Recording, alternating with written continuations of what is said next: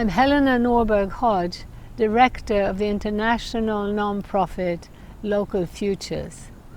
We put together this event to celebrate the emerging worldwide localization movement and to strengthen it by encouraging more international collaboration. Hello from London. I'm Tandy Newton, and I'm wishing you a happy World Localization Day.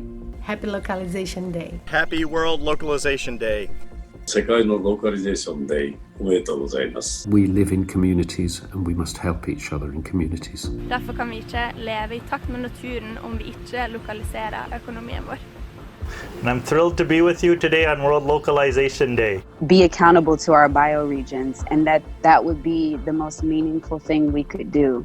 Local is our future. We're not separate from the cosmos, we're not separate from nature. We need a new political story. We like to think of the transition movement as being a movement of communities who are reimagining and rebuilding the world, and they do so with a particular focus on localization. Who benefits from globalization? Who benefits from centralization? Obviously, an elite cadre of powerful institutions and organizations. I've been thinking a lot about the GDP and how it has changed us potentially. Do we measure what we value or do we value what we measure? Sabemos que el metabolismo de la economía globalizada es irreconciliable con la finitud del sistema biofísico. It is critical that we start to move ourselves into alignment with Mother Nature.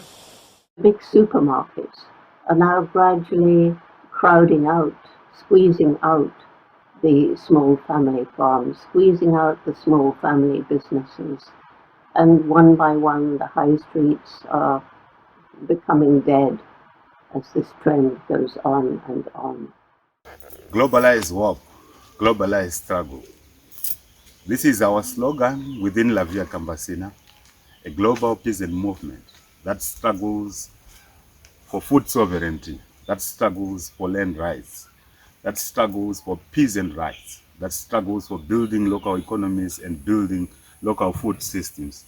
One of the really dramatic consequences of the coronavirus pandemic is the rise all over the world of community-based mutual support groups.